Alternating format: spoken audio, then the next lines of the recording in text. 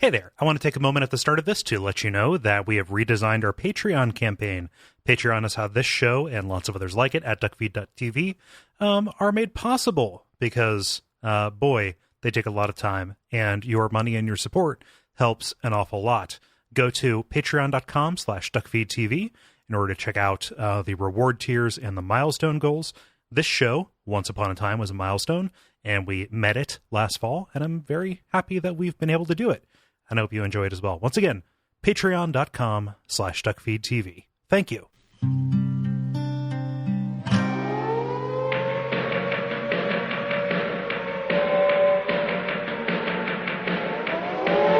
Welcome to Radio Free Midworld, a podcast about the Dark Tower series of books. My name is Cole Ross, and I am your host. And today, I am joined by Jeremy Greer.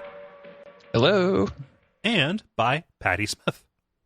Good evening. Yeah, that didn't come out. That kind of squeaked. Paddy Smith. There we go. That's how I say it. Now, you've got it right. Most people get it wrong. That's the first person to ever get it right. Well done. Wait a minute. I don't understand what you're saying. Paddy? Paddy. Okay, there we go. Yeah. Smith. Okay. Paddy. Smith. That's it. No, everyone gets the inflection in the middle. Well done. I think it's an accent thing. I think you have to grow up. Yeah. Cole is role-playing Jake this evening, so he's going to be talking like this every once in a while. Yeah, just strategically. Let me take a sip of my beer. There we go. This week we're continuing our discussion of The Wasteland with the chapter Town and Ka-Tet, which is the beginning of Book 2. What is it? Lud, or what is it? Fear. No, it's not Fear and Handful of Dust. It's a heap of broken images or something like that. You think I would have made that note, but I did not. Regardless, we are in a new act of this book. Last time, we completed the ritual of the drawing at the Speaking Stones. Roland and Eddie successfully pulled Jake through to Midworld, while Susanna straight up had sex with a demon to stop it from devouring them whole. And now the Ka-Tet is together, with one small addition to be made in this chapter, and they can venture down the path of the beam that will take them to the Dark Tower's door. And this is kind of a breather chapter. After we had the gigantic bear that destroyed a whole forest, and after we had the house that was actually a monster, it's time for them to meet some folks, to get to know each other, and to have a good meal. Yeah, this feels really nice. Like, it's just kind of a just a relaxing kind of stroll through Midworld. Like, we're seeing the natives, we're taking in some sights, we're eating at the local restaurants. Just all of the normal things that you do in Midworld at this time of year during tourist season. Maybe like a Midworld mixer. Like, they all just kind of get to know each other. Hey, how are you? Who are you? What do you do? Oh, what's your life about? Oh, that's cool. Yeah. It's been how long since you've eaten? Okay. All right. Mm-hmm, yeah. Mm-hmm. And your sister has how many heads? Okay. Well, but only two of them work. Okay. I gotcha. Yeah. Same. Yeah. Same. Yeah. Hey, no, they're going around. Also, no, okay. I do not want to have access to your LinkedIn. Stop it. Please stop asking me about that. I know that the invite is still waiting. I know it's still waiting. It'd be funny. Do you think in the Dark Tower it would be linked in world? Oh, nice. Okay, I'm into that. Okay, thank you very much. I think that's going to be the tops this time. I don't know that we're going to be able to beat that, but we will try anyway. Yeah. Was there anything that drew either of you to this particular chapter, Jeremy? No, not at all. Okay. I didn't even remember signing up for it until last week when Paddy started emailing us. So yeah. Paddy, I think I just put my name down randomly. So that was yeah. Well, I thank you for being a good sport. And Paddy, how about you? Well, I saw that Evan wasn't on this one, and our time zones don't match, so I thought I'd jump in. For the reasons we spoke about before, it's a nice kind of just downtime chapter. Mm-hmm. It's the sort of nice little break in the middle where we can breathe and catch our breath and collect the Ka-Tet and then move on forwards again. It just seemed like a nice chapter to talk about that wasn't full of bullets. Yeah, I mean the bullets are there; they're just not being fired. Yeah, that's a reasonable. I'll give you that one. Yeah, it's bullets at rest. Sorry, I just wanted to get out ahead of that tweet that somebody might have sent. Somebody threw a bullet in that chapter, and you didn't talk about it. But yeah, this is such a nice, relaxing, just kind of some sweet downtime, and we get to meet like one of my favorite characters, if you can really call a small furry animal a character. But I'm very, very glad we get to talk about Oi, because Oi is the best. Yeah, well, let's get to Oi, because the chapter begins with Oi waking Jake up. You know, it literally is like, hey guys, 4 is fine, but what about 5? Does 5 help? Yeah, 5 sounds good. Let me just insinuate. Let me insinuate myself and may give you another mouth to feed. No. So after the drawing, Jake was sick due to the infected spider bite, right? And Roland gave him some of the Keflex to make him calm down. And so he's just been in this kind of fury of fever dreams and watching his Seiko watch go crazy. He's got like a digital watch that is showing that it's like, Smarch the 59th. 13 o'clock, stuff like that. I do Wednesday, like that Thursday, Roland still can't say Keflex. Oh yeah, and he's disgusted with himself that he can't say it. Like he just turns away like, I can't say it. I still can't. Why can't I do it?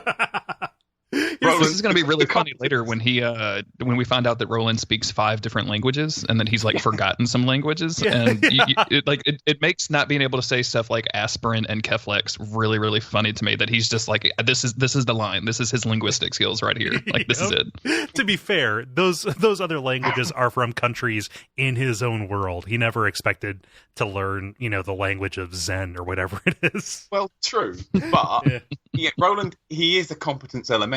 He's really good at everything, and they've probably said that word around him a few times by now. Maybe it's part of the whole shifting worlds thing, but like if someone had said the word Keflex to me about 50 times over a couple of weeks, I'd probably know how to say the word Keflex by the end of it. Yeah, you'd probably slow down and really, really kind of like just walk slowly through the word to make sure, especially if you get so angry when people correct you on it. I watched literally one episode of the Great British Bake Off, and I say mate like 50 times in the next day. So I don't know how Roland hasn't picked all of this up. Oh, mate, welcome to England, mate. You're going to fit right in. It's during this recovery that Oi comes along. This is a Billy Bumper. We talked about them last episode. Somebody wrote in, I don't have the name correct, or here noted down, but said that to them by the description, Billy Bumblers sound like tanukis. From Japanese folklore. Yeah, baby, yeah. Yeah, like just the combination like raccoon dog kind of thing. So that's as good a thing as any. That doesn't account for the spiral tail, but then again, I think Oi is meant to be like literally just engineered by Stephen King to be the best possible animal companion for Jake. like a reverse platypus. Yeah. It's a hodgepodge of things that turned out, in this case, really cool. Yeah. I don't want to turn this into abject suffering, but I Googled it, and it's definitely sexy women tanukis. So just go ahead and turn off that Google search right away. How does that square away with aren't tanuki the ones that have the gigantic testicles? Look, I didn't click. It was a small thumbnail. I did not make bigger. So there could be testicles, Cole. All right. Okay. I'm not going to go look. Saw the sexy tanukis. You were like, "Oi, girl." But yeah, this is a Billy Bumbler that remembers people and actually will mimic. So Jake says, "Hey, boy," and he goes, "Oi," and that is that. Now we have our 5th member of the Ka-Tet. This is a skinny one, skinnier than the ones they saw before, and also it's been cast out of its pack. Like later on, they notice that like he has some wounds that are healing, and it's probably because he was way too talkative for them. Anytime an animal like talks back at you like that, like my dogs do this all the time, of course, because they were trained in Southern Louisiana, and I don't know if you guys know this, in Southern Louisiana, all dogs talk. So this felt like really coming home for me. Is just finding this raccoon dog that could talk back to me. Not serious about that at all, obviously. I was gonna say, like, is there something about the breeders down there? They get them started like crazy early. Mm-hmm. Yeah. Yep. That's it. Yeah. It's like enrolling your preschooler in Mandarin classes. You got to get them ready. We have Montessori dog school down here. Cool. That's the thing. That's just what we're doing. Right. But I really love this. Like this, you're immediately bonded to anything that can talk, right? Or that can make weird noises or something like that. So like this thing that kind of repeats back what you say at it, and it's really kind of funny, and it's kind of hesitant to deal with Jake. Like it's kind of wary, but not quite. It's just really, really charming. And I don't know about y'all, but I fell in love with Oi almost immediately. Oh yeah. Yeah, I'm kind of. It does speak to like Jake being, much more innocent than for example, someone slightly older, because I would have tried to teach it swears. Like, almost immediately. Well, hey, boy, like, immediately, first thing. If you've never been to, like, you've been to the zoo and they've got parrots and you go down and you sit there going, bollocks, bollocks, go on, bollocks, and you walk away and they go, hello, I know you can talk. I know you understand me. Yeah. Getting angry in the middle of the zoo and people look at like, that parrot can talk. I know it can. It just won't. Yeah. Well, it's funny that you mentioned that, because I was going to say one of the things that is endearing about it is that he does swear, because he is a mimic. He will often repeat just the last syllable of whatever was said before. And because this is a Stephen King book, oftentimes that last syllable is going to be a 4-letter word. So I think at one point he says ass a couple times. Yeah. Yeah. At one point, a couple times. Yeah. So yeah, just it's it's that same appeal of teaching a kid who's way too young to know what it means how to swear. It's like, hey, say fuck. As a colossal child, I did enjoy that ass line way more than I think I should have. Yeah. Like, stupid dog. It's so here's the thing. For my read-throughs on this, I'm partially going back and re-listening to the audiobooks, because sometimes it's just better to listen to it in the car. It's easier to fit it in. And so I'm listening to the Frank Muller version of this. And in my head, whenever Oi talks, it was almost exactly what Jeremy just did, like the really high pitched, because he's a little guy, right? At least I read him as a little guy. So in like little dogs, they don't make like gruff sounds really unless they're barking. But no, he definitely goes Oi, like it's like a little unhappy sailor dog is the way he goes, ass. Yeah, I do the high pitched thing in my head, but Stephen King goes out of his way to say that it sounds like a slightly, I think he says an English footballman with a cold. Oh, yeah. I think is how he describes it, right? Like, and that just seems like such a weird note, like that. I guess that like that oi thing. Which I don't know why I'm doing that when Patty's in the room. So sorry, Patty. Oi, oi. That's it. Yeah. No, I hear him as high pitched as well. Like it's more of a oi. Yeah. Exactly. Yeah. I mean, really, just to hammer home the cuteness, Mm-hmm. Yeah. Mm-hmm. He's a little scruffy little, just a scrappy little, just a good boy. Yeah. Just a really good little boy. Boy. Yeah. Sometimes it has 2 syllables. It's adorable. But yeah, like he is very much a part of the group, and like from this point forward, pretty much Jake will always, when he's anxious, kind of reach down and just like, stroke Oi's fur, kind of as a way to soothe, almost like they're bonded like immediately, even though, at this point he just feeds him some food, gives a little scrap of gunslinger burrito. But Roland says like, yeah, he's going to come back because you fed it. And he's not opposed to having a Billy Bumbler around, because as we're going to find out in book 4.5, Billy Bumblers are incredibly good luck. Oi saves their lives several times, actually. So, well, he says that right here too. He says like one of my old, I can't remember. I can't remember the occupation of the guy, but he says that like my old, horse guy or whatever, like my old concrete guys. Oh, the groom. Yeah. The grooms and fishermen. Yeah, grooms and fishermen always lie. Always lie. Yeah, I remembered fishermen, but I couldn't remember groom. Yep. But yeah, he says that they were, he always said that they were good luck, especially, and they could be trained to do all these crazy things. So. Mm-hmm. Yeah. But yeah, Oi is great. Big thumbs up for Oi. Yeah, so they're continuing into Midworld, and they start seeing some just kind of signs of the way life kind of used to be, mirrored with the way that it actually is. So, they see the skyline of the city coming in more clearly. We're going to get a lot more detail about that later, after they meet some people. They also see mutated bison, and the River Send itself. Again, mutated bisons, they're muties. They're not threaded stock just because of whatever cataclysm racked this land, fucked up their genes. And they also see, as they get into civilization, these burned houses, right? And Roland has noticed that people are watching them, along with Oi, kind of keeping up with them. So yeah, like something is not exactly right, because these are houses that have been burned recently, and they're pretty wary of what might be coming after them. After a hurricane went through Louisiana like a couple of years afterwards. I drove through one of the areas that hit, and like people hadn't really moved back to that area. And this is what when reading it this time, this is what I went back to, because there were just like abandoned houses and like destroyed trailers on the side of the road and nobody around, and the whole place was empty. It was just like hot and mosquitoes were everywhere. And it's like, this is what it's just vivid in my mind of a place being abandoned like that and how creepy and scary it is. And Roland describes the sensation of someone watching you as shade going over your face on a sunny day. And I can totally, like, that just creeps me out even thinking about it, right? Like as they're walking through and they're seeing these buildings and they're all burned down. And I think at some point Susanna starts like having these kind of not visions, but almost memories of like what had happened here. And you see what it was versus what it is. Just, it gives me the heebie-jeebies, y'all. It really does. Yes, especially when they get into town itself. Like Susanna is just like looking through and seeing it in its heyday almost. Yeah. But something happens, particularly with Roland, and Susanna, being a very keen observer, notices that, you know, now that he has been with people for a while, and especially as they are getting ready to, you know, deal with, I mean, quite literally the first other humans that they have seen besides each other for months and months, Susanna kind of says, "Hey, this is what he was like before." Here's a quote from it. "This is the way he was when he still had wars to fight and men to lead and his old friends around him."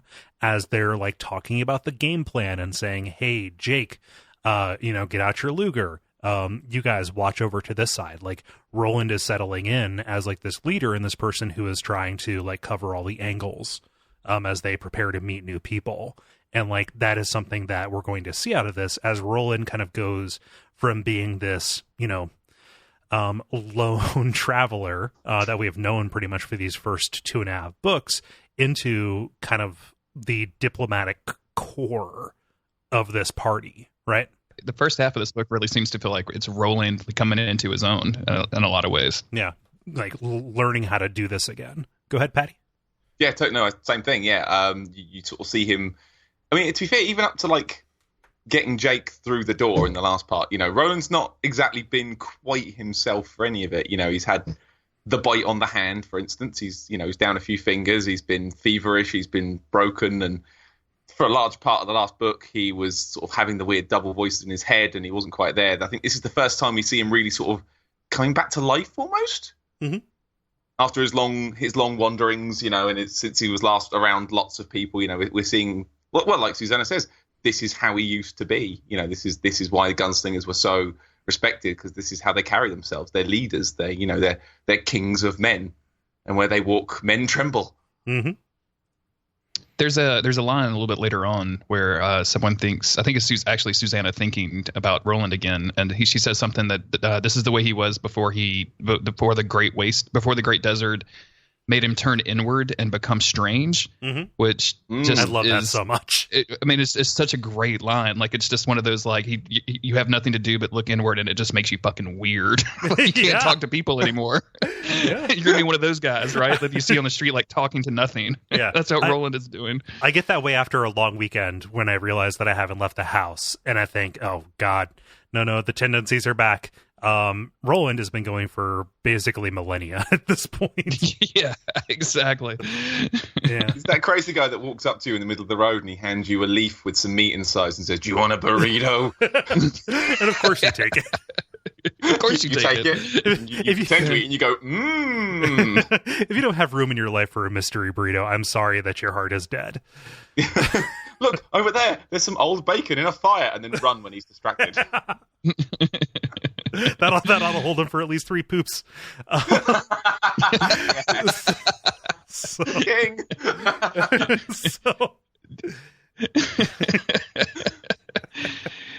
So this amalgamation of kind of burned buildings leads into what appears to be kind of an abandoned ghost town, which is, I realize, is a redundancy in terms, but this is what Susanna looks around and kind of sees, you know, around this kind of center intersection that has a marker that points to a city of Lud, right? So 160 wheels. They're like, oh, that's just our way of saying something like miles. Don't worry about it.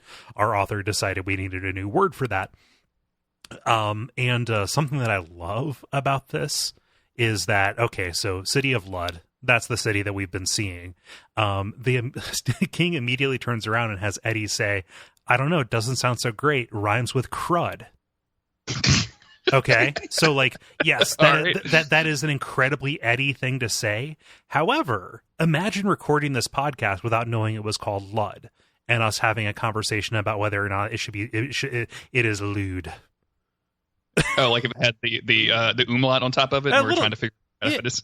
yeah. I mean, like, so we're gonna get there, and we're gonna realize, oh yes, this is obviously like it's derived from like Luddites, right? But I love that that he worked it into a rhyme so we would know how to pronounce it without having like a sidebar off to the right that says, Lud with, I don't know, the short or the long U sound. I guess it'd be a short U sound. It's a very Eddie thing to say as well. Like you say, it's very like, that's a poopy word. Yeah. Caca. And it's him getting his anxiety out because, again, they are sitting in the middle of this town trying to discern the meaning of this graffiti on the far side that says pubes die. I really like that Eddie the crud line too instead of Jake, because like from the get-go Jake is just so incredibly more mature than Eddie ever has been. He's just like, Jake is just not the one to make those kind of jokes. No. It is not his jam. Yeah. But so they see this graffiti, which is going to be we're going to see its twin, its counterpart later. And Roland decides, okay, enough of this sham. I know this town is full of people. And Susanna's like, no, as he picks up a rock and throws it at this, at this box in the center of town. That's a traffic signal. Hey. I love that. That's really cool that this, admittedly, it's obviously a thing from times long gone, but it was busy enough to need a traffic signal. Yeah. Because like, usually you see Ghost Town and like you kind of have this vision of like, maybe 10, 12 houses, a shed somewhere, a horse place. Yeah. What do they call those? A hostelry? Stable? Stable. That's it. Yeah. Call it a horse place. That's fine. I loved it. A drinking place. One of those, maybe. A place where people do sleeps. Yeah. It's called a beer house is what you're looking for. A beer house. Yeah. And a sleepatorium. Yeah. A sleepatorium. Usually above the beer house. Yes. But I love that it's technological, but it is not overly so, right? Like Eddie comes out and says, oh, it's like a Keystone Cops traffic signal, referencing that old, I guess, like what, film series, something. I recognize Keystone Cops, but that's about it. It's not like a traffic light, which would have been immediately identifiable, but like this pins it at a particular period of time where this could have been, still Old West without electricity, but this just happens to be powered by some kind of clockwork. Yeah, I love definitely. It when all of this mechanical breakdown that happens in Midworld is super good to me. Like it's not even fancy computers or weird organic bear machines. They sound like they come from Metal Gear Solid. It's like even just like the basic mechanical stuff, just like it kind of works, but it also like makes weird noises and like and it's kind of bad at the same time. Is really good. Yeah. I kind of hope that it would work sort of in the same sort of things happening to that's happening to Jake's watch. You'll hit the sign and it will go, then go again, then go a third time, then stop 4 times in a row, then back to go. That would explain the pile of horse skeletons beneath it.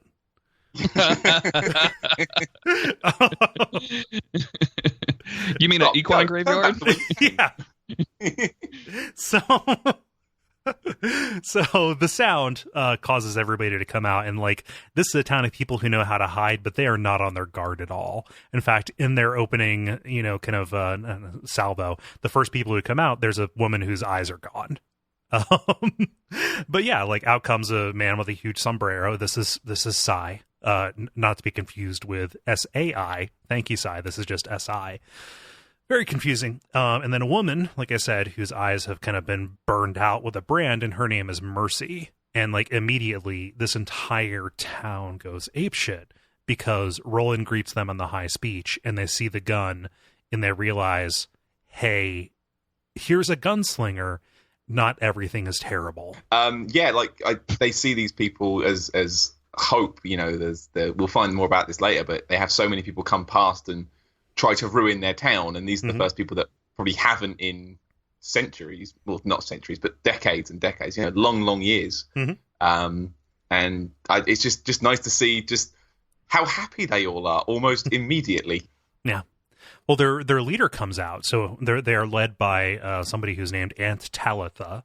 And upon determining that, hey, this is an actual honest-to-God gunslinger, she makes a decree to the entire town saying, "Behold ye the return of the White. After evil ways and evil days, the White comes again." This is not the first mention of the White that we've seen. This was, I believe, back during Jake's vision in the empty lot. That a mention of the White, this force of good, right? White, indicating purity in this case. And like Talitha is just again head over heels saying like, yes, here we go. And Roland is, I think, trying to encourage this. Like he has fallen into his role as a diplomat and straight up saying, hey, our quest, where we are headed is for the tower itself. And they're like, it's a terrible idea, but we'll give you some food anyway. Well, and most of the people don't even know what the tower is. Like when he says he's headed toward the Dark Tower, Talitha says like, oh man, that's bad. But everyone else is like looking around like, what? What did he say? Like literally, we only know blood. She makes the sign of the evil eye towards the tower, doesn't she? Yeah. Down the path of the beam. Yeah. Don't even. Well, it almost seems like it's a little point of conflict as well because, Roland says, hey, that is our Ka, again, our destiny, our duty. And then she turns around and calls it Black Dog Ka, like, yes, this is like your destiny is a bad omen. And she knows it, just by and hearing Roland him say instantly just is like, yep, sure enough, Black Dog Ka, yep. Why not? But yeah, like they offer to break bread. They offer some kind of tribute by taking them again to this church, the Church of the Blood Everlasting, which is it metal? Is it metal or is it bloodborne? That's the quiz. Yeah. How many eyes have you got? How many eyes? Well, they're down 2 because of mercy. It's not bloodborne. Okay. Well, maybe the eyes are on the inside. Yeah, but upon going into the church and going out back, they realize that the ghost town is just a front. Like the inside of this building and probably most of the others are all well taken care of. Like these are not people who live in squalor. Like they have camouflaged their town in order to keep these harriers away, to try and pass below notice, right? And I think that is great. It's so damn This clever. just sounds exhausting to do, right? Like every time someone like rolls through town, you're like, oh crap, we have to leave that broken or else we're not going to. Well, I think the important thing is to divorce yourself of the stuff at the front and just like think of the hidden bit as the town and think of the outside bit as the turtle shell maybe that protects the soft squishy interior of the town. Make it look crappy enough that no one cares.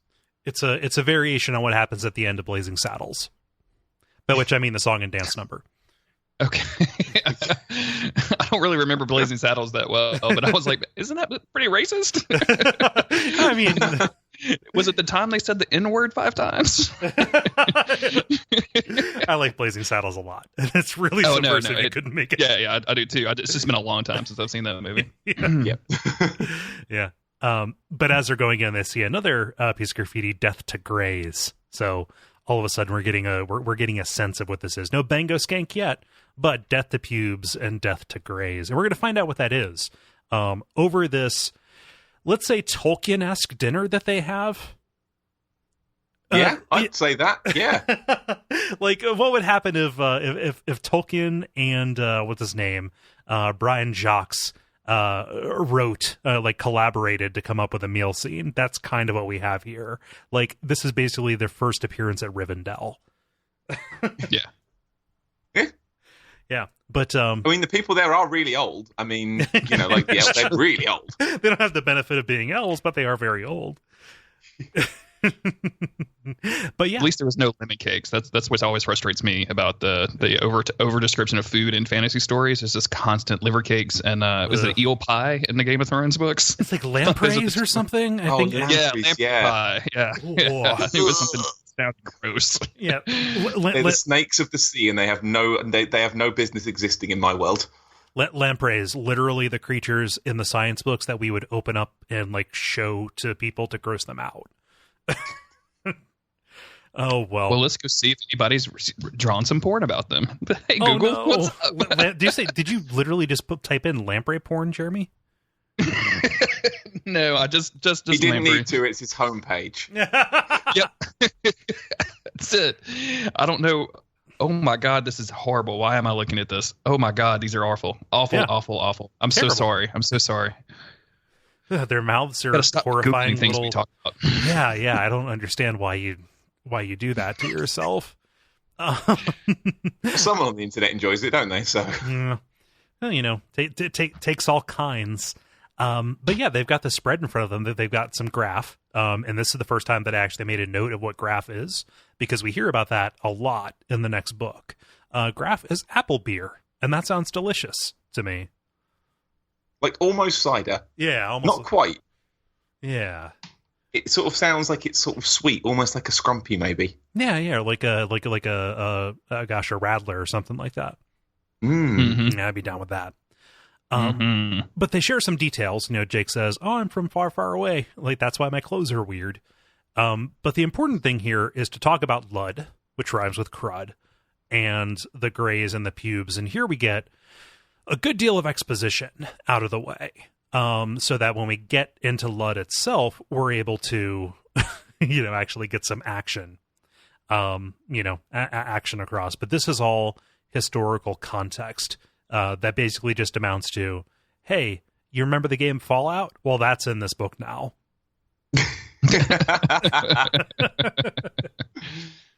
So was the first Fallout out when this book came out? I'm just trying to remember No. what my sequence of events are. Not yet? This was Okay. 1990. First Fallout would have been in 1997, I think. Yeah. God, really? I thought it was earlier than that. No. It was based on Wasteland, which I think was out around this point. I don't think. Okay. I think that King is probably more pulling from Mad Max at this point. Would be my would be my estimation.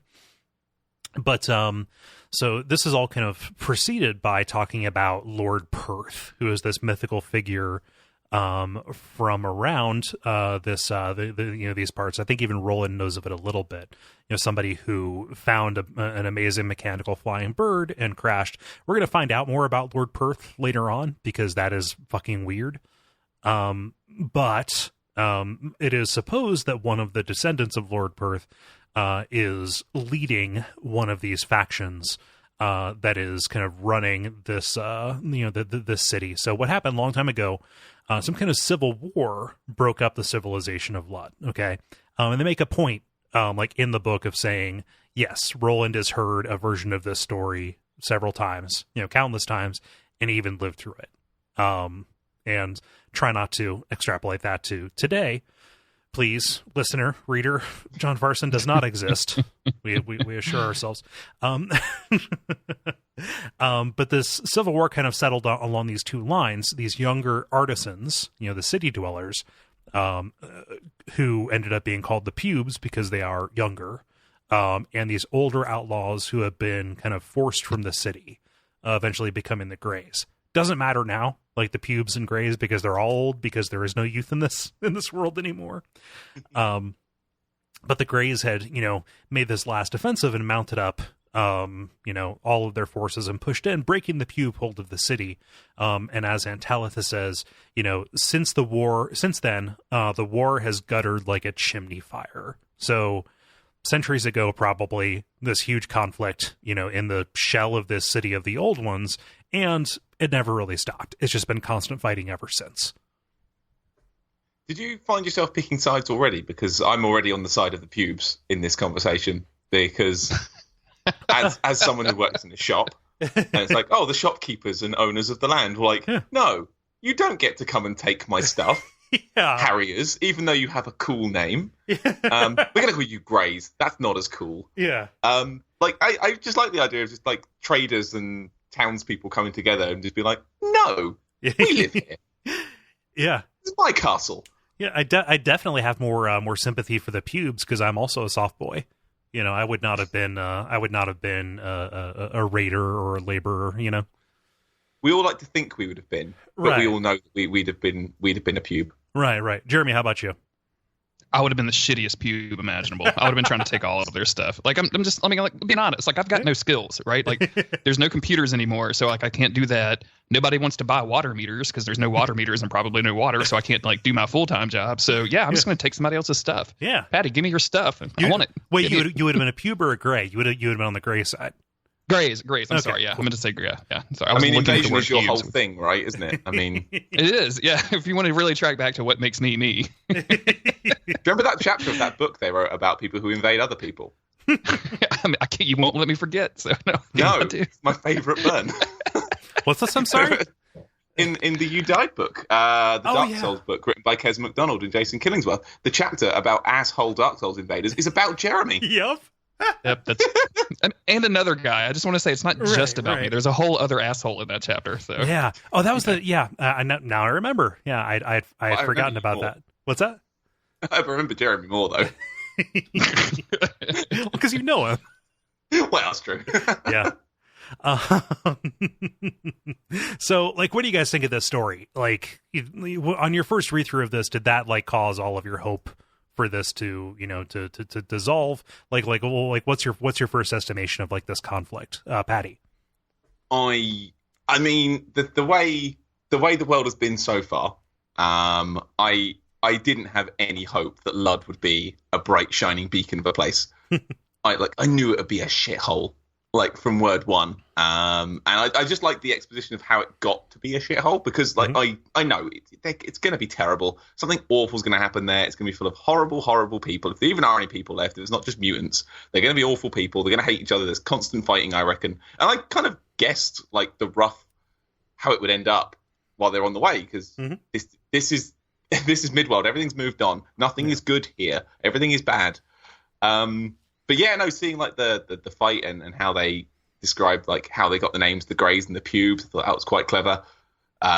Simple, it makes sense. And now like the description as well, that the Pubes are probably the Greys now, because the Pubes are now older than the Greys, because the Greys in general are now younger because more people turned up later. And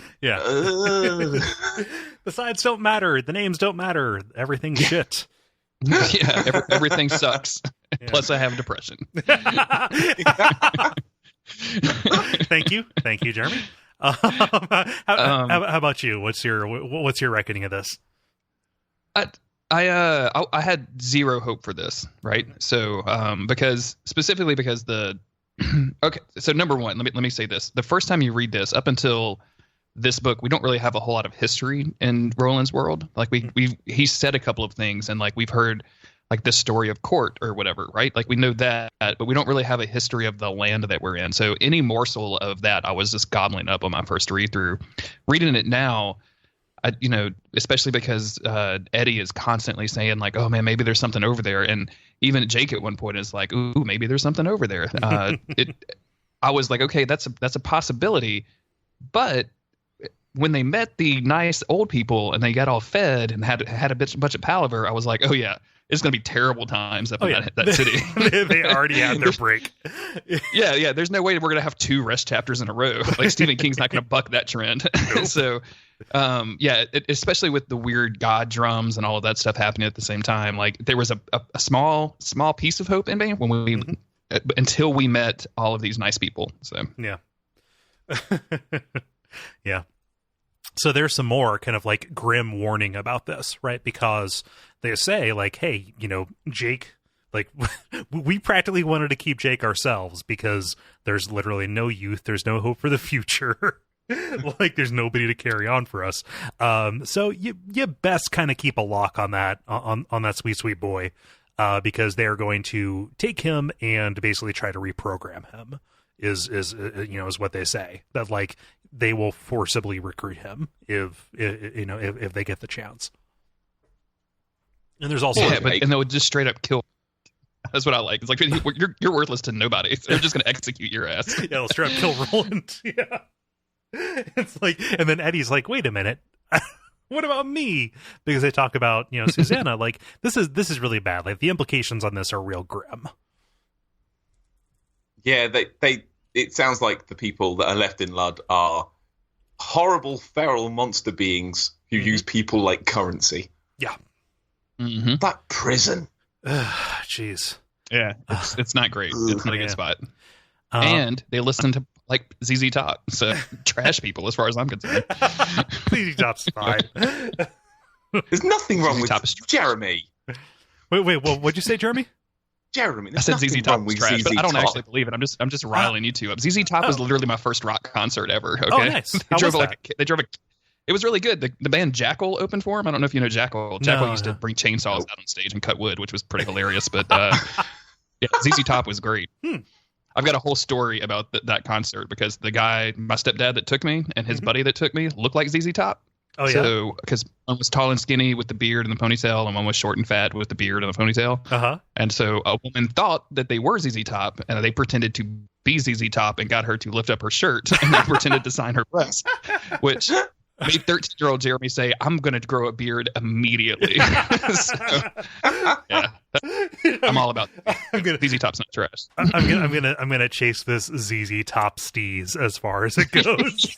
Yeah, the best way to a woman's heart is through her shirt by pretending to be ZZ Top. See, that's because I saw them about 5 years ago, 5-6 years ago, and they were just lovely, adorable, sweet old men who just sort of tottered around with fluffy guitars, and every now and again they'd stop and do a little dance and then carry on playing their guitar. It was such a nice show in the middle of this big loud metal festival, and you just got these lovely old men just sort of tottering about, looking like absolute dudes. You make them sound so quaint. They were lovely. They were so nice. Maybe it was the heat. It was quite a hot one as well. But I was like, this is great. This is just... Let me see here. ZZ Top is coming to Ohio. It's I might actually be able to go to that show in September. And the thing is, this is like 6-7 years on. They're going to be older and sweeter. Oh, yeah. Old people just get nicer. Yeah, it's good. They're going to be up there north of Dayton. I don't know if I'm going to get tickets just yet. Right now, their summer tour has them over in Europe. So sweet. I'm just picturing ZZ Top handing out Weathers original candies in between songs to the people in the crowd. Firing them out of a Take one cannon. of these. Yeah. Here's $1. Go buy a beer. Go see a Star Wars. Yeah. You know, the biggest ZZ Top fact, of course, is that if the three members of ZZ Top, two of them have large beards, and the third, the drummer, is called Dave Beard. Yeah. Who doesn't have a beard. Yeah. Dusty Hill is related to Hank Hill from King of the Hill. Literally, that's canonical in King of the Hill. Okay. Is that Dusty Hill is Hank Hill's cousin. Okay, I'm not that familiar with it, but okay.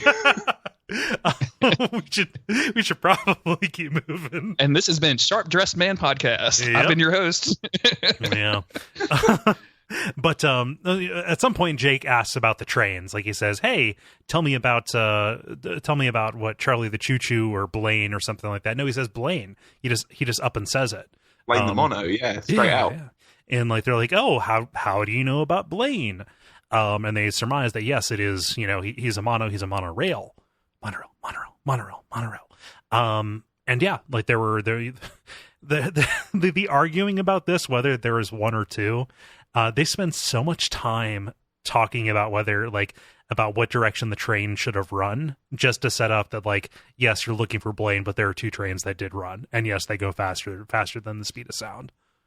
For a while, I thought I was reading an algebra book because, like, they started arguing with one another. Like, oh no, you would have never heard anything because it was going 45 miles an hour the opposite direction. There's no way. And she's like, no, you're not factoring in the wind. The wind was really strong that night. It almost blew off the tower. The big Charlie wind. Yeah, there's like a small little To Kill a Mockingbird test as like.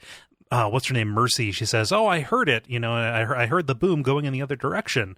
And then Roland throws a bullet to Susanna, and she hears it and says, "Oh, you threw this to you threw this to her," and that's how they decide. She said it was a biscuit. Yeah.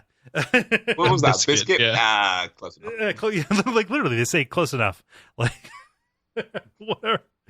But yeah, like all of this is just to say, okay, Jake was getting premonitions of Blaine, of the significance of this train, and whether or not he is a pain well before he came here. And that was part of his final essay, right? Yeah, on this read through, right? So on this, well, this hurried read through before because E3 has wiped my mind of all facts, so I had to read the book again. I realised that my first read of like blame the pain, which is what he says quite a lot. I think the intention is that, you know, pain like a pain in the ass. Mm-hmm. I read blame the pain more like the pain from Metal Gear Solid 3. Oh yeah, like just about hurting people, just full of bees, like a wrestler or something. Yeah, he's a train and it's covered in bees. Is there really a bee guy in Metal Gear Solid 3? Jeremy? Yeah. In Snake Eater, there's literally a man who's covered in bees and he has a gun that shoots bees and he can shoot bees out of his mouth and throw bee grenades at you. Yeah, and when he gets close, the bees swarm around his fists and turn into bee boxing gloves. They do. I've only played the good Metal Gear Solid game, so I've never seen this guy before. Oh my god, Jeremy, Snake Eater is so good. I'm just riling Paddy up at this point. I'm gonna cry. I haven't played any of those games, but yeah. Okay. Bee guy. Bee guy, Bumblebee man. Yeah. How does he make money? I'm covered in bees. Is his whole thing? Yeah. But yeah, that's that is also a good point, that like he is a pain because he is, you know, we're going to find out, a complete sadist, and everybody knows it. Like it's barely hidden, you know, that Blaine is going to be a major factor and a major hindrance to them. Yeah. Well, and it's at this point where she says something like, "Are you sure you can't go around?" Right, and that's where Jake starts, like, he kind of starts having a serious look with Roland. Is like, nope, we're gonna have to go through. And Roland's like, it's Ka, like, you know, we have to. Yeah, we could divert around, but it's bad technique or something, isn't it? It's a bad habit to get into if you start diverting. Mm-hmm. Yeah. Go on, Roland. It's either that or like later on he says, "Yep, if we tried to go around, things would probably conspire to make us have to go back on the path of the beam. Like there's no sense fighting it," which is kind of where they leave this at the end in deciding the way forward. At one point, Talitha talks about how forsaken this world is, and we get a hint, and by hint I mean a flash and neon sign, about something to do with Susanna that is going to be really, really major for this series. Yeah, she got a bad tummy ache from the dinner, didn't she? Yeah, no, the lamprey pie didn't sit well with her. I think maybe too many leaves. Yep. Too many muties in the stock. No, her hand like rushes to her stomach. So, and this is, what could that be? Yeah, this is like dealt with like all of the subtlety of like a fucking Mack truck hitting somebody. Like it's ridiculous. I don't get it. Like, this isn't the first hint. Are there any storks in Midworld? I don't get how it works. Is there a different kind of animal that brings the babies in their mouths? Yeah, well, it's two-headed storks. That's why they have twins. Oh my god! Boom, nailed it. Yeah. I had to go lay down. That was really good. But yeah, like later on when they are kind of recounting their story up to this point, and this is later in the chapter, but we might as well mention it now. You know, she says, you know, she omits this part of their story when they get caught up, saying, "Okay, well, I'm not getting morning sickness yet, and one missed period doesn't really mean anything," is what she's trying to convince herself of. So as a man, I understand that. We're going to be dealing with this for another 4 books. So just remember this, everyone. Write this down. Yep. Tummy ache. It'll come up. Tummy ache. Yes. Muty lampreys. And so they get ready to leave. Any final thoughts about this kind of exposition dump here? Like, what do you think about the way this affected the pacing? You know, was this interesting for you, Jeremy? Again, just saying, like, up until this point, we haven't really heard any history of this world at all, besides what's come from Roland. So just gobbling up this as world building, as when I was first reading this as a kid, and just even reading it now, like it's a real good drip feed of like, what the hell is Midworld, right? Like what other details can I glean out of this? Even though I've read this book 4 or 5 times now, I just it's really fun. I like this palaver a lot. I love all of these. This, you know, the fact that they hid this like beautiful kitchen, like that they had, you know, that they were. There's still people like this in the world, that there's still goodness in this world, that up in this point, like there was just nothing but like horrible, shitty people and one weird bear android that I can't stop bringing up for some reason. So this was really nice, like going out of this, and especially this next scene. This next scene kind of chokes me up a little bit. I don't know about you, Patty. Does this get to you at all? It does. Yeah, it will do. But no, just to kind of whiz back to the point, I agree. I think this place, having all this exposition here, is a really good place to have it. I think if you'd have learned about Ludd while there, I think it would have had to have been delivered at a bit more of a sort of a sharp and quick manner, like, oh no, there's the pubes, no, they're bad, and then oh, they're actually bad, and boom, boom, boom, boom. Like the exposition would have got lost in the action.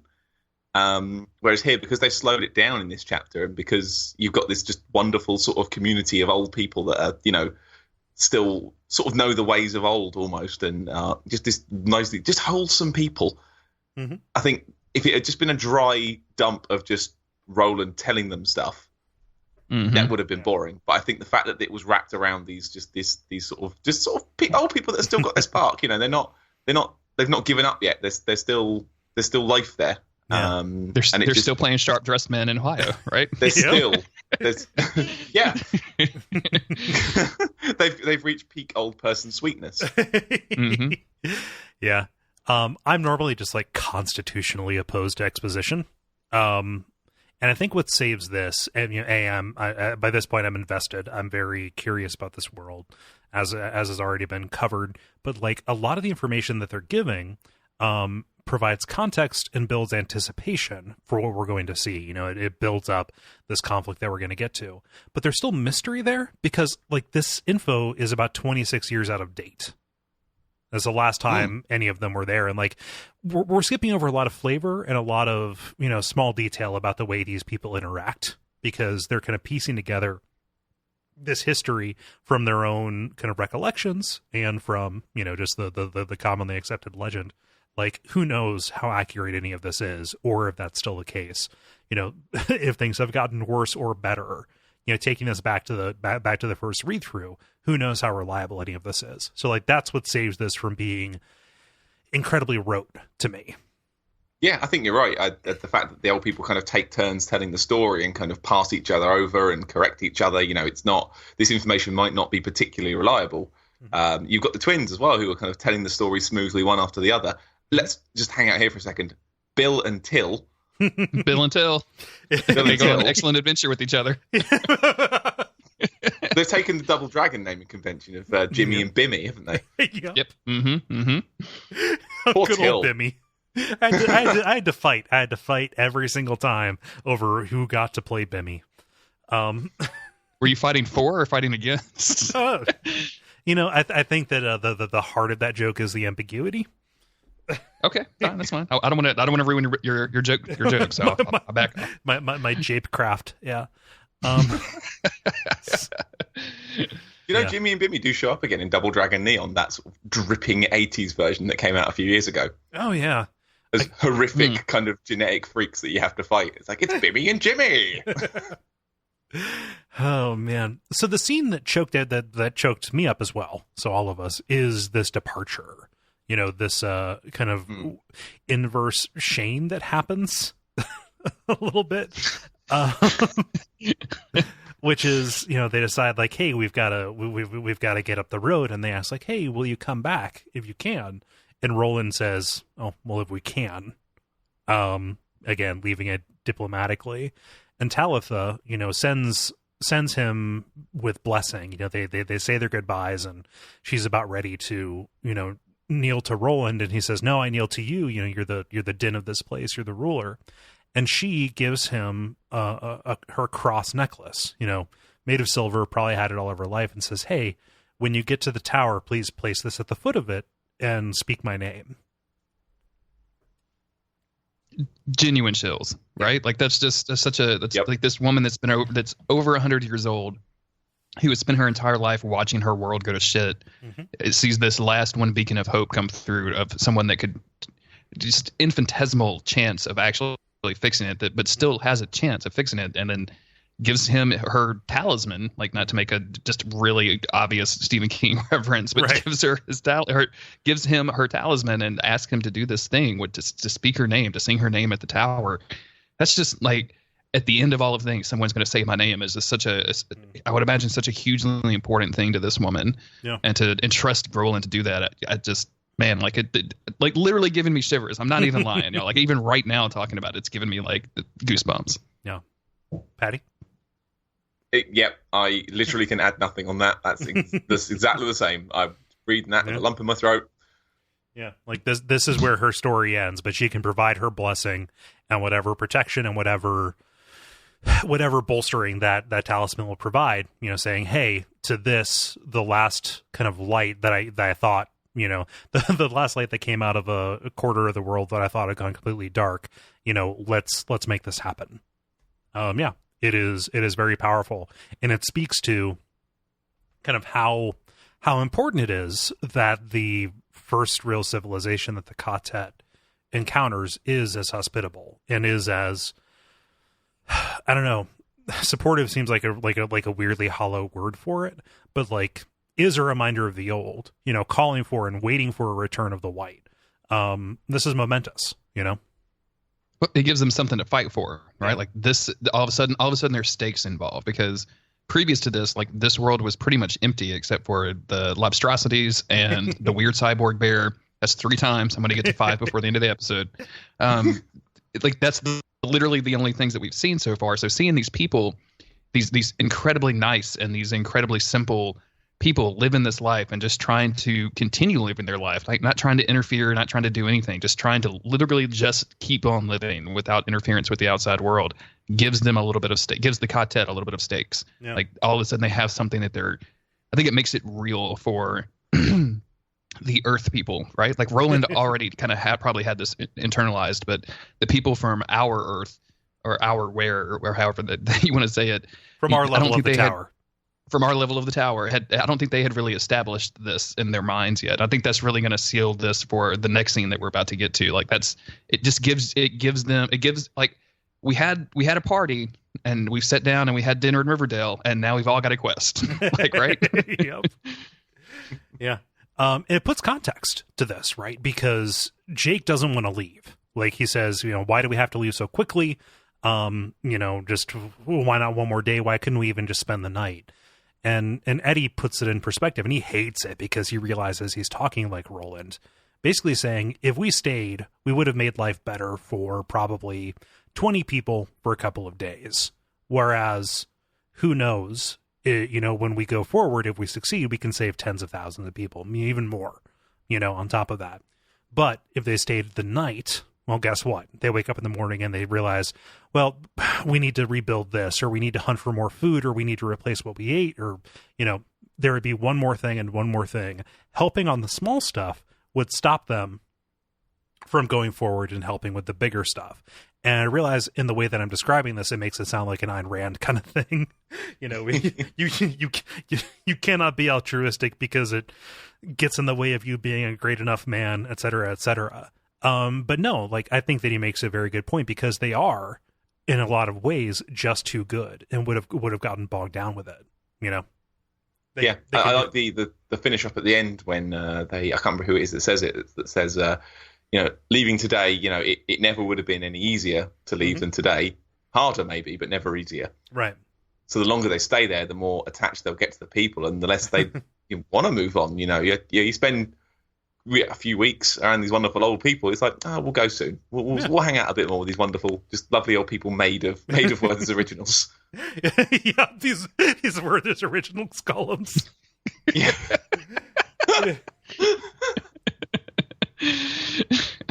Yeah. I like this because it's obvious that Eddie has definitely broken up with chicks in his lifetime, right? Like he has learned the lesson of like, okay, you can't stretch it out. You can't just do the drift and not answer a phone call or whatever. Like you actually have to have the conversation with somebody that you don't want to hang out with them anymore. Like you have to do it. Sever, you just have bra. to move on. Sever, sever. I can't bring myself to say bra even unironically. I'm sorry. Yeah. So yeah. They have to leave. And again, I say this is a reverse Shane because it is not, a kid from the town calling after them saying, hey, please stay. The kid is the one who is leaving under protest, kind of calling back, but being stopped. The kid is the one who's being forced to walk away. Yeah, and then we get to the ZZ Top. We get confirmation as Eddie is sleeping that night, thinking and anticipating it's like Christmas. It's like Christmas Eve because he knows that he's going to wake up and take the biggest dump of his life. Such wonderful color. Yeah, I mean, I remember reading this as a teenager and thinking like, oh, that's Eddie, you're so gross or whatever. Or like now as a 35-year-old man, I'm like, yep, yep. What he says after months or weeks of eating just like bits of old deer and crapping out rabbit turds. Mm-hmm. Yeah. Oh, just that one satisfying, just big dump. Yeah, it's to feel human again, to feel the after effects of plenty. You know, I'm not trying to sound like an 18th century like decadent writer, but boy, are you succeeding. Anyway, but as he's laying there thinking about the bounty ahead, he hears the God drums again, and he has this epiphany. He realizes, oh, that's a rock and roll backbeat. Like all it's missing is the guitars. And he says, oh, that's ZZ Top's Velcro Fly. And Jake says, that's a weird name for a song. And Susanna's like, what's Velcro? And Roland's like, what's a song? And always just says, ong. Yeah. But this is the point where I say some people have noticed it, and I really appreciate it when they call it out. But the intro to the song, or the intro to the song, the intro to the podcast is the drums from Velcro Fly, with an air raid siren put over top of it, and with a little bit of like guitar noodling around it. But if you didn't realize that, like, yes, what you are hearing is what plays at nighttime at Lud. I'm a little bit embarrassed. Realize that. Yeah. Yeah. Okay. Good. Thank God. Okay. Good. Because I don't know why I've never, after 20-something years of reading this book, I never just like bothered to Google or to look up what Velcro Fly sounded like, because it's mentioned in the book several times, especially this book. Never got around to listening to this song. So I remember when you released, I think the first pilot episode, I was like, hey man, that's some really good. What is that? What's that intro? And you were like, Jeremy, duh. It's like, oh shit. Oh no, was that really that shitty? I'm so sorry. I think that was your exact words and phrasing. Yes, because you're such a shitty guy, Cole. Okay, no, that wasn't your. You weren't like that at all. But like that was just what I felt like. I was also being like, why did I know this? But now that Patty doesn't know it too, like I'm okay. I was 3 minutes away from Googling it before we started recording. Maybe I'll just look it up just quickly and see what it sounds like. You would have had your own eureka moment, yeah. Christ. But yeah, it's a pretty cool song. The video is as cheesy as possible. It's got some really bad visual effects and overlays. Has a weird like Egyptian theme to it. But yeah, of course. Good. Yeah, it's a good song. Cheesy as fuck. I'm sure they took a lot of care to make sure that the Egyptians were represented very well in this rock and roll video. It's mostly them just kind of like fucking around and playing a song, but like it's in they're like hieroglyphic superimposed on stuff. It's very strange. Yeah. Okay, I would encourage you to watch it because like ZZ Top's video work is amazing, for that era. But yes, that is indeed the god drums that Eddie pictures the cannibals, cavorting under. And Jake, meanwhile, as Eddie is rocking out, has a dream of him trying to shield Oi from being run down by Blaine. This bullet train that is coming after him. So I think Jake's in a good place. Yeah, absolutely. I find it really interesting that part of this dream, the way he. Like the train is coming down and Oi jumps in front of it as if he's trying to protect Jake, and then Jake has to run over there and like grab up Oi. Like, I think that's really powerful. Like I think that's a really good dynamic that they're kind of creating between the two characters just with a simple dream, right? Like that's a pretty easy narrative device. So this is very good. It's an easy device, but they used it well. Yeah. So they reach in their overlook and they determine, well, joy of joys. What we are seeing in the bridge that leads into Lud, is described as being like a spider web in the sky. Well, hot damn, it is the George Washington Bridge, or at least something that looks an awful lot like it. It is kind of listing, some of the supports have snapped, but this fills Eddie with hope. But the others are, kind of not having it. Even though Roland says, it's never bad to hope. He's hopeless, and then walks on. Yeah, the bridge, like. the fact that it was portrayed as being knackered, immediately in my head, it's like, don't go on that bridge. don't. The killer is upstairs. Don't go upstairs. Don't put the phone down. Don't go on the. They're going to go on the bridge. Like they're going to go on the bridge. Doesn't matter how many other options they look at. They're going over that bridge, and something goddamn terrible is going to happen to them on that bridge. Yeah.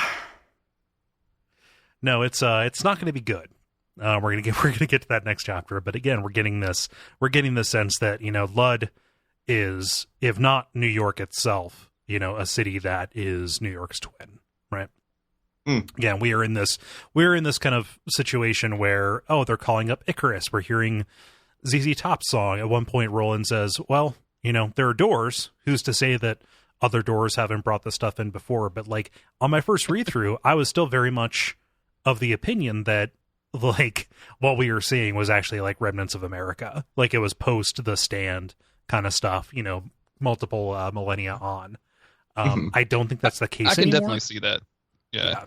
But it was kind of like with Dark Souls. Like every after the first one, every city that had flying buttresses became Anne Orlando to me.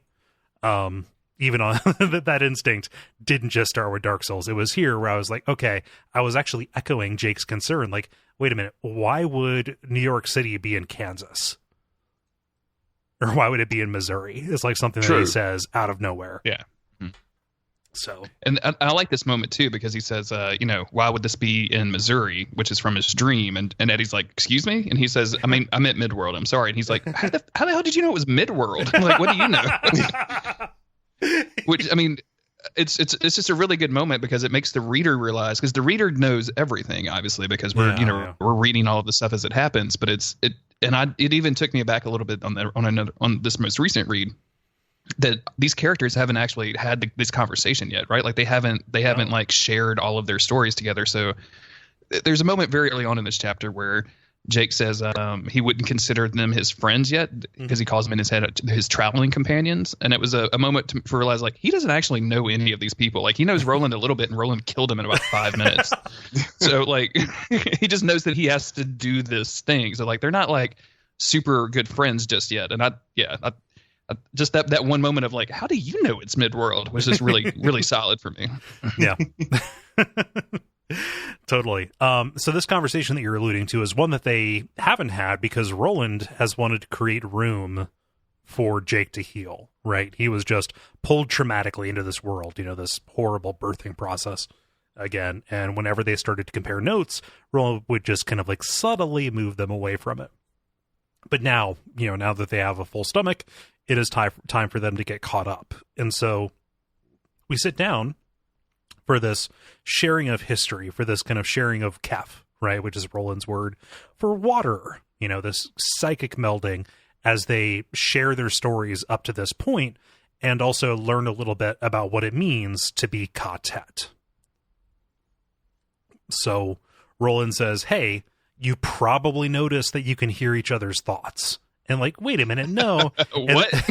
And then he points out all these times where... And his immediate reaction of, what? No. You'll notice none of our mouths are moving right now. No. But he points out all these times where they communicated, but nobody's mouth was open. Oh, God. What if Roland this entire time was just a shitty ventriloquist? Yeah. Oh, my God. Just pretending he's a wizard.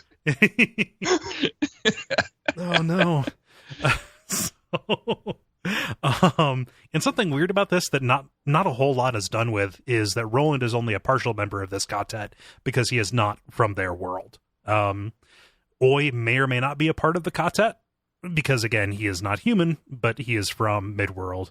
I think he just kind of like extends the benefit of the doubt to Jake so that he can feel like his pet belongs. But we're going to find out. Oi is very much a part of the Ka-Tet.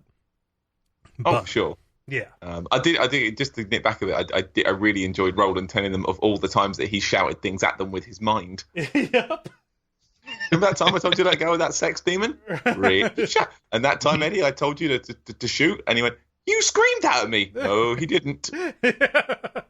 It's like Do you remember that time that there was only one set of footprints? That was the lobstrosity chasing us, and I had to pick your ass up to run. It's like the end of Ocean's 11 or the end of Saw, right? Like just where you get the quick cut montage of the actual killer. Yeah. So, by saying that, maybe Roland is just a shitty ventriloquist because he tells Jake to pull the other one. Oh. Which is something we use as, a thing to say, yeah, whatever. You're having a joke with me. Yeah. Maybe there is no bullet trick. Maybe there's string. Maybe Roland's just a complete charlatan, and this is all just like written from his. Maybe he wrote the book to make himself look cool. Ooh, things do get a little bit of Wizard of Ozzy later on. Yeah. Yeah. Huh. So this section of the book kind of recovers a lot of stuff that we've already talked about. A lot of things we've already read it's basically one of those sections in like an adventure game where they give you a little quiz to make sure you've been paying attention to the story. That you then fail. Oh, of course. Yeah. Because you're not paying attention. Come on. So like Roland shares his vision with Walter. And we see these connections forming, even at the start, because he describes, the single blade of purple grass, which fires off synapses for Jake as he describes his own experience with the rose and the purple grass in the lot, right? And Susanna recognizes the ageless stranger as another name for Merlin. We'll talk about that at the very end of the podcast. Not this episode, but the very end of the series, because it is debatable whether or not the ageless stranger actually shows up. See you in 4 years, everyone. Yep. I mean, 2019. That's when the show ends. Hold your tweets. Yep. Hold your tweets for 2 more years. Stick it in drafts now. Yeah. Just go to radiofreemidworld.com/contact and Cole just hold on to those for 5 years. Yeah, no big deal. No big deal. Include something that it can search on, because I assure you I will not keep that in a folder. But like Eddie shares his Jawbone vision and talks about, his dream of going into Tom and Jerry's Artistic Deli, like essentially saying that, yes, for all that time leading up to the final drawing, both Eddie and Jake were sharing the same dream, Caribbean Queen. Yes. I thought that would get more of a reaction. What? I mean, like, it's was it the Billy Ocean song Caribbean Queen? Pearls Before Swine. I mean, I'm sorry, Cole. No, it's fine. What's a Billy Ocean? It's like a Billy Bumbler, but it's like a fish. Yeah. Okay. Ooh, a mimic fish. And it goes like, oi, but also blub. Yeah. And also blub. Susanna shares her own kind of experiences, but again, leaves out. This is where we learn that she's Mr. Period, but is not yet morning sick. I about said motion sick, and that'd be really weird. Yeah. And this is where they talk about the bear again, isn't it? Yeah. And Jake has Jake's the one that twigs Eddie's memory that, oh wait, Shardik, that was the one written by Richard Adams who did the Watership Down book, and Eddie's like, oh yes, the rabbit book. That's why. Right on the tip of my tongue. And Eddie also says when he put his ear up against the portal, he had the vision of the house on Dutch Hill, the one that turned out to be the demon, right? So all of this is connecting. Roland even says, you should not be surprised to find that your lives have intersected, in some unexpected ways. And they all kind of determine that at the very center of their Ka-Tet is this vacant lot. They all know the poem, see the turtle of enormous girth. And Jake, thinking that he had a dream, in saying, yes, the rose was glowing on the inside. It was more yellow than anything I'd ever seen. Yes, it does contain suns. It contains all the suns, which that's a bit of a leap for Roland to take, but he's the one who was sent into space by a wizard, so. That's a really... if somebody asks you what this podcast is about, you should say, oh, we're just talking about the story of a man who was sent into space by a wizard. And they're going to say... You have a Destiny podcast? And you're going to say, no. This is the Dark Tower. Oh, geez. Destiny the Wizard comes from space. Nobody cares about Destiny lore, Patty. Don't correct me on this. Please don't at me. At Jeremy. At me for your Destiny lore. And so the final big detail that they share, again, is when Jake produces the Charlie the Choo-Choo book. All of them agree, yes, Charlie is a son of a bitch. Those kids are screaming in anguish And everybody but Roland knows this, because not only did both Susanna and Eddie have this book as children, it was probably this very same copy. Because... Ka-Tet! Sorry, I like that. Can I put like a little audio sting under that? Maybe, Ka-Tet? maybe that's it. Every time there's a stupid coincidence, Ka-Tet. I'm picturing like the what is the Arrested Development joke, like Mr. West or whatever. Oh no, Mr. F. Mr. F. Sorry, I was thinking of Kanye, so never mind. Let me rewind that. Okay, I thought you were thinking of Adam West. I got sad. Yeah, rest in peace. Yeah, I like this because number one, we don't see the word 19 or the number 19 mentioned anywhere, so we know that Stephen King hasn't rewritten this book to make 19 the big coincidental number to match some stuff that's going to happen in the future. But also, like, this actually feels legitimately kind of cool. Like, we knew this, but the characters kind of understanding exactly what's happening. And Eddie specifically, like, he starts this and says, like, there's no way that any of this is true. Like, this is all, like, we're not doing any of this. And Roland compares him to Cuthbert or Cuthbert or whatever, saying, like, he didn't believe in ghosts until he could catch one in his teeth. Mm-hmm. And Eddie's transition from totally disbelieving everything to, by the end, like, yep, I'm all in. This is Ka-Tet. We're all sharing each other's thoughts and dreams, and everybody's had the same stuff. We all know each other from weird lives. Like, this is all connected. Let's go. Is really, really strong for me. Like, that the way that Eddie is just not turned around, but almost like confirmed, like in like that weird Christian ceremony that people do sometimes. Like, he's actually like, it's almost like he has come to completely believe in this. And I mean, not almost, like he has come to completely believe in this. Like, so Eddie is a person who uses his sense of humor as a defense mechanism, but like, this is the last of his skepticism being drawn away because it's not a confrontation. It is not somebody forcing it on him. He is coming to it of his own terms with a group of equals, right? So, like, that I think is the thing that flips the bit. He has no reason to disbelieve anything that he's seen, but like Charlie the Choo Choo, and then also recognizing that he is just an echo of Cuthbert himself, does make him into a believer. See the turtle, ain't he keen? All things serve the fucking beam. This is what he says about this. Like, yep, might as well. I'm trapped here with a wizard astronaut. Let's go. Yeah, the space wizard is really getting to you, Uncle. It is. Yeah, I'm gonna go paint that on the side of a van. Signed, Bango Skank. And I forget if at this point they talked about or rediscovered the fact that like Jack Mort was the person who at several points negatively impacted Susanna's life. And also Jake. Like, there are all these threads that are connecting them in a way, Jeremy, like you said, that is not summarized neatly by a single number. Yeah. So after this night of palaver, they talk about their plan. They're all afraid of Blaine, but they know it's their Ka. So, well, fuck it. Let's go.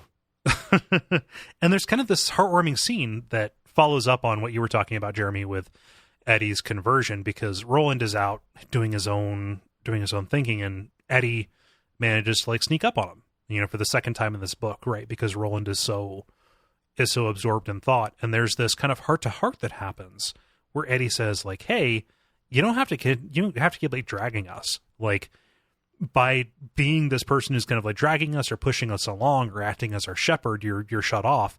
You need to know that all of us are invested. We're embarked, right? And he even says, I love this quote about it. If I'm going to die in the city or on that train, I want to die knowing I was more than a marker on your game board. Like, if you're going to be a part of this Ka-Tet, like, you can't just be your fearless leader. You have to be, open yourself up to us, because that's the only way we're going to succeed. And like, this is powerful enough that even Roland like apologizes for his conduct, not, for not realizing the subtle way that things had changed once they were all together. Yeah, I like as well that Eddie even later on says, if we're all in, we want to go see the tower. I want to see it in the Field of Roses, and I want to look at it. And if you die, we're still going. We'll probably die like right away, but we're still going. Yeah. Go on, Eddie. Yeah, I like the thought that Roland has here too, when he kind of shittily thinks like, well, of course you're going to keep going. Like, what else do you do? You're not much of a farmer. And then almost chides himself for thinking about that and says like, that's unworthy of you and unworthy of Eddie, I think is the way he says it in his mind. And it goes almost immediately into the apology that you mentioned. And that instinct of being shitty to somebody, especially somebody close to you, and then like having to rewind yourself and be like, oh, nope, that's actually that's all my stuff internally. I can't just, put that on you. Like that's really good. Like that's some real good character stuff from Roland and Eddie. Yeah. It's about respect. Yeah. Yeah. And from this point forward, they pretty much move forward with complete respect. There's some tests and some trials of that in book 5, but like they are committed. Yeah. Yeah. Mm-hmm. So they reach the beam team. The beam team.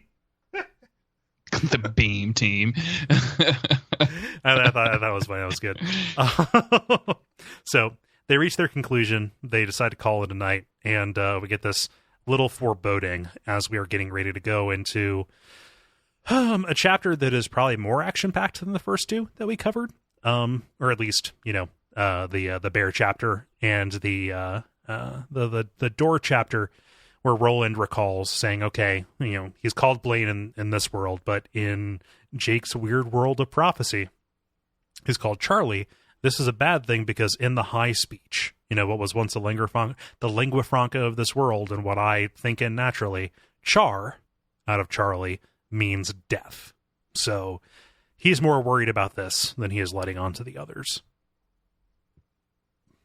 And that's where this ends. Just as somebody that's in the middle of book 4, and this char stuff is like I'm just let's just keep talking about this series, and let's just finish finish the Wastelands tonight. Y'all, we can do it. Let's go.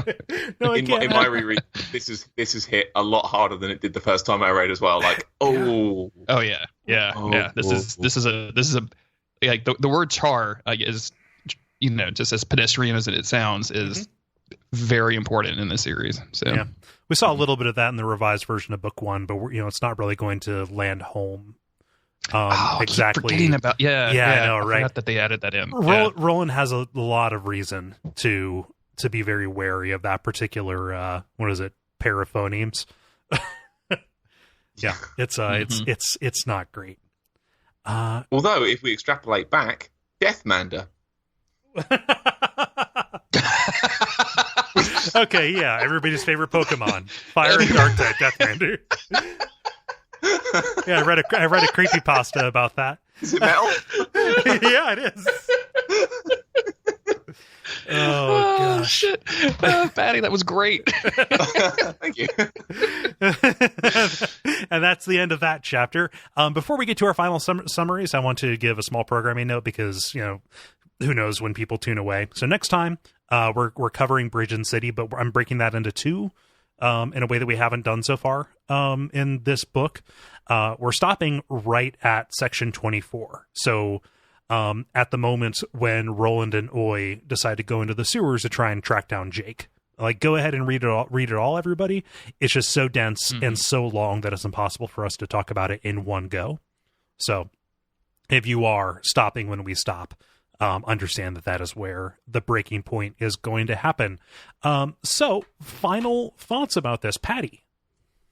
Yeah. Well, I think we've discussed all the way through that this is just such an interesting change of pace, I think, compared to the rest of the book. Like, pretty much every other chapter has a big actiony bit in it, be it a bear, be it a door demon, be it what's to come. This is the quiet bit where we learn about the world and we meet some real, just good people. We see that there is some sort of light left in this world, because at the moment it's just been just a shit sandwich from page 1 to page whatever it is we're on in book 3. Just meeting these wonderful old people at River Crossing. Thank you, Jeremy. These lovely old people at River Crossing that are just, like we say, they've achieved maximum old person sweetness. And it just gives them something to fight for, something to bind them together even, so that it gives them that moment to sort of to rest and to talk and to sort of really kind of gel together. Because like you say, Jake's only been there for about 3 days, and 2 of them he spent with a fever because of a spider bite. Yeah. And it just gives the Ka-Tet a chance to to cling together, and then the fact that we then spend a good few chapters sitting down just talking themselves through where they've all been, so everyone's caught up and they can see the hidden threads that have kind of brought them all together, or at least see some of them anyway. It just really sort of brings them together as the team. And I think at this point, like, right, this is the Ka-Tet. They're here. They're good. We're together now. We've done it. Time to go. Yeah. Jeremy? Totally agreed with what Patty said. Like, it's taken us 2.5 books to get here, and for most of the first book, you assume that this is going to be like a Lone Ranger story, but we finally have our team, right? Like, we have our typical fantasy team. We've got a tank, we got a healer. No, I'm kidding. Mm-hmm. But we finally have collected everybody that's going to be super important in this book, in this series, and all into one group, and they've shared their kef. Like, they have had the conversation about their lives leading up to this point, and we've got we kind of finally have a reason to go after the Dark Tower. Like, I think up to this point, it was mostly just Roland's just stubbornness that we were just like, okay, yeah, I want to see it too. Like, if he's been doing this for this long, if he's walked across a desert that nobody's walked across, I want to see it too. Like, if he could do that, then yeah, I definitely want to go along with it. Yeah. And I think in book 2, we see that with Eddie, where he says, yeah, I want to go after your damn tower. Mm-hmm. But now we actually have a reason to do that. Like, we have a reason. Like, there's the idea of possibly healing this thing, of possibly correcting everything. Yeah. So yeah, the more I think about this chapter, because when I was rereading it for the show, I was like, this is kind of a low key, not necessarily boring, but like not super over the top action. It's definitely not a chapter that I think about a lot when I think about this book, but the more that we've been talking about it, the more I really like it. Like, the small character arcs we get with Eddie and Jake starts this kind of under the shadow of the what does he call it? Does he call it like the house monster or the door master or something? Yeah, he says something like the doorkeeper. Yeah, the doorman or the doorkeeper. Yeah. Yeah, and he kind of starts like kind of having nightmares, and by the end of this, but when he sees Aunt Talitha give Roland the Silver Cross, he thinks to himself like he's now out from under that shadow. And Mm-hmm. just small little moments with these characters, and that they've all kind of come together for this, is extremely powerful. Like, I really, really like it. Yeah.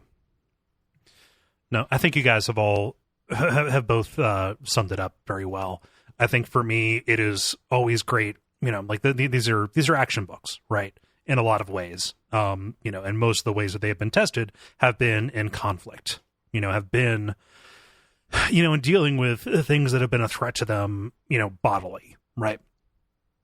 Well, we haven't seen a lot of, and what I think we benefit from is to see them tested as a group, to see those bonds, not just be under attack, but to actually form up and to have this moment to breathe. I think that without this book would have actually been incredibly exhausting, and we wouldn't have had an awful lot of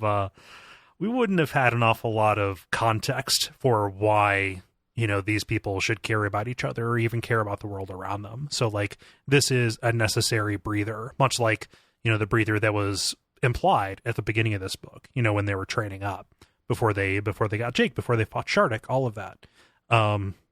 It serves a function in order to get the exposition out of the way for Ludd. I think that it makes both chapters better for it. Yeah. So, thank you so much, Jeremy and Patty, for coming along and doing this. If people want to find you online, where can they do that? Jeremy? Go to don'tgiveupskeleton.com to hear me interview people, including Cole and Patty and just about everybody else that's ever played Dark Souls, and about their experience with the Soul series. It's 45 minutes to an hour each episode, and there's a new guest every single week, and it's a fun show. Come, you like it if you like Dark Souls. You might like it even if you don't like Dark Souls. I don't know. Come listen, find out. Yeah. Where can they find you on Twitter? At JG Greer. Cool. And Patty, how about you? If you want to listen to me talk for a bit longer than that, you can follow me on our podcast Twin Humanities, which is ostensibly a Dark Souls podcast, but at the minute we're taking a bit of a break on our sideshow, which is Oh the Humanities, to talk about E3. We have recorded, at current count, 15 hours of chat about the E3 press conferences. Mm-hmm. So, Insanity. if you've got some stamina, you're feeling good. The Microsoft and Sony ones run nearly 4 hours each. So, get a drink or 12. and a pack of biscuits and sit down and hopefully you'll enjoy my words. Yeah. But you can find me personally on Twitter, which is at Paddy Stardust. Yeah. And you can find me at Cole Ross on Twitter and on several shows at the Duckfeed.tv network. Programming note about things that are happening between this book, The Wastelands, and the next book, Wizard and Glass. So we're going to have an extended kind of inter-season break on this. Some things that we're going to cover during that. We're going to cover the Dark Tower movie, which is coming out in August, which is ridiculous to think about. Also, it's finally here. I can't believe Clint Eastwood is finally getting to do this. he had to wait for his schedule to clear up. I also want to do an episode about the It movie. I'm really actually kind of excited about that, having seen the trailer. And that it relates to this series in a weird way.